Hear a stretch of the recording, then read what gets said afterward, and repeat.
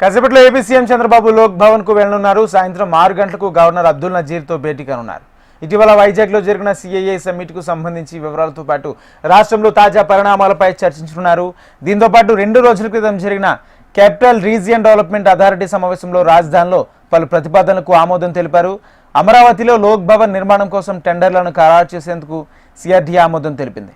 దాంతో లోక్ భవన్ నిర్మాణం డిజైన్లపైన సీఎం గవర్నర్తో చర్చించే అవకాశాలు ఉన్నాయి.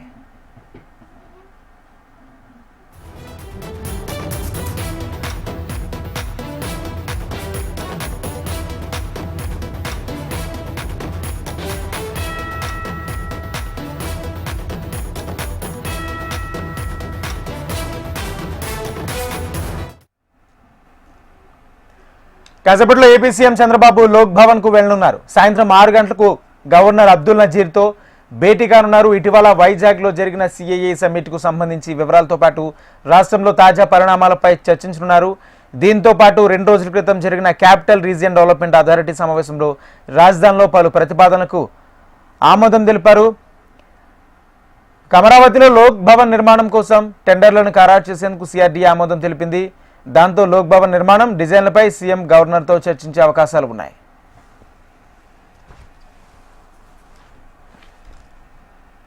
ఇదే అంశానికి సంబంధించి పూర్తి సమాచారం మా ప్రతినిధి హరికిషన్ అందిస్తారు. హరికిషన్.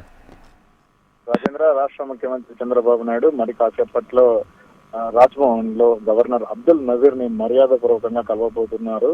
ముఖ్యంగా నవంబర్ 14-15వ తేదీన వైజాగ్ వేదికగా సమ్మిట్ జరిగినటువంటి విషయం అందరికీ తెలిసింది. ఈ సమ్మిట్ ఆంధ్రప్రదేశ్ ప్రభుత్వం అనుకున్న దానికంటే భారీగా సక్సెస్ అయిందని ఇటు ఇతర దేశాల నుంచి పెద్ద ఎత్తున పెట్టుబడిదారులు ఆంధ్రప్రదేశ్ వైపు అడుగులు వేస్తున్నారు.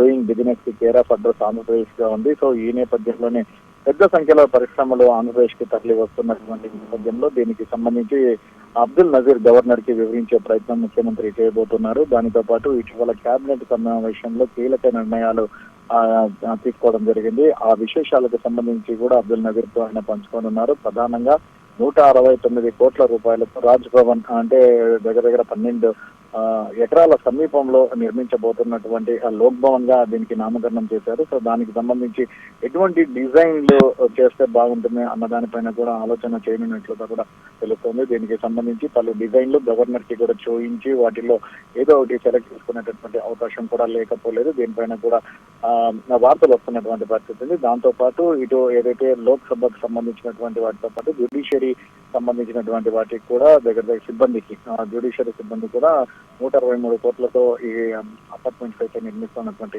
పరిస్థితి ఉంది. దాంతో పాటు క్యాపిటల్ రీజనల్ డెవలప్మెంట్ అథారిటీకి సంబంధించినటువంటి పలు అంశాలకు సంబంధించి ఆమోద ముద్ర వేసింది. ఈ రీసెంట్ గా 2వ భూసేకరణకు సంబంధించి 2వ ల్యాండ్ పూలింగ్ సంబంధించి ప్రతిపాదనలు కూడా గవర్నర్ కి తెలిపేటటువంటి అవకాశం కూడా లేకపోలేదు. మొత్తానికి మాత్రము తాజాగా గవర్నర్ తో చంద్రబాబు భేటీ ప్రాధాన్యత సంతరించుకుంది. ప్రధానంగా రాజధాని ప్రాంతంలో నిర్మించబోయేటటువంటి లోక్ భవన్ అత్యంత అందంగా సుందరీకరణంగా హంగు ఆర్భాటాలతో నిర్మిస్తున్నటువంటి నేపథ్యంలో ఎందుకంటే రాష్ట్ర ప్రథమ పౌరుని భవనానికి సంబంధించినటువంటి నిర్మాణము ఇటు అమరావతి దర్పం తెలిపేలా అలాగే రాజసం చూపించేలా ఉండాలని చెప్పేసి కూడా ఇప్పటికే ప్రభుత్వం భావిస్తున్నటువంటి నేపథ్యంలో దానికి అనుగుణంగా అడుగులు వేసేందుకు గవర్నర్ తో చర్చించి ఆయా డిజైన్లను కూడా ఆయనకు చూపించిన తర్వాత వాటిని ఫైనలైజ్ చేస్తారని చెప్పేసి కూడా వార్తలు వస్తున్నటువంటి నేపథ్యంలో ఈ రోజు ముఖ్యమంత్రి ఆయన్ని కలిసి ప్రధానంగా దీని గురించి చర్చించడంతో పాటు అలాగే రాష్ట్రంలో తాజాగా జరుగుతున్నటువంటి ఆ రాజకీయ పరిణామాలను ఆయనకు వివరించేటటువంటి ప్రయత్నం చేస్తారు. దాంతో పాటు ఇటు